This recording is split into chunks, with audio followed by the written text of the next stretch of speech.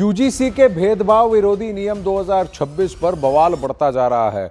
सवर्ण समुदाय के कई संगठन सड़कों पर उतर आए हैं, विरोध कर रहे हैं और नियमों को वापस लेने की मांग कर रहे हैं, क्योंकि उनके मुताबिक नए नियमों से भेदभाव घटने की जगह बढ़ सकता है।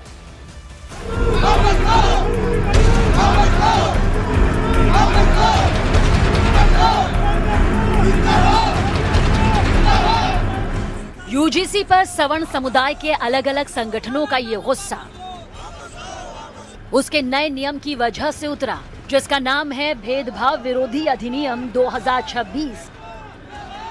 ये नियम यूजीसी लाया तो था देश के उच्च शिक्षण संस्थानों में समानता और सद्भाव का माहौल बनाने के इरादे से, लेकिन उसे सवर्ण समुदाय के कई लोगों का गुस्सा झेलना पड़ा।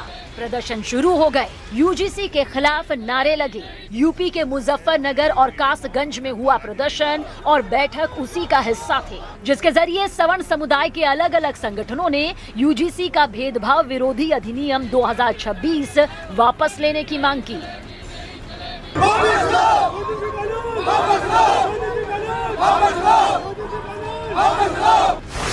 यूजीसी ने भेदभाव विरोधी नियम 2026 को 15 जनवरी को लागू किया था, लेकिन कुछ कारणों से इसका विरोध होना शुरू हो गया। सबसे बड़ा कारण ये है कि इस अधिनियम ने जातिगत भेदभाव को मुख्य रूप से अनुसूचित जाति, अनुसूचित जनजाति और अन्य पिछड़ा वर्ग तक सीमित कर दिया है। इसके तहत हर यूनिवर्सिटी में एक कंप्लेंट सेल बनाना जरूरी होगा, जो स्टूडेंट्स की शिकायतों का तुरंत निपटारा करेगा। नियमों में साफ है कि एडमिशन और हॉस्टल आवंटन में पूरी तरह ट्रांसपेरेंसी बरतनी होगी, ताकि सभी स्टूडेंट्स को समान अवसर मिले। इसके साथ ही इन नियमों को न मानने वाले संस्थानों की सरकारी फंडिंग रोकी जा सकती है और उन पर भारी जुर्माना भी लगाया जा सकता है। जबकि विरोध करने वालों का तर्क है कि भेदभाव किसी भी जाति के छात्र के साथ हो सकता है, इसलिए कानून का दायरा यूनिवर्सल होना चाहिए। एक वर्ग इसलिए भी फिक्रमंद है क्योंकि नियमों में सख्त वजह होने की वजह से इसका गलत इस्तेमाल हो सकता है। यही नहीं, बढ़ते बढ़ते विवाद सुप्रीम कोर्ट भी जा पहुंच चुका है। सामाजिक संगठनों के बाद राजनीतिक पार्टियां भी विवाद में कूद पड़ी।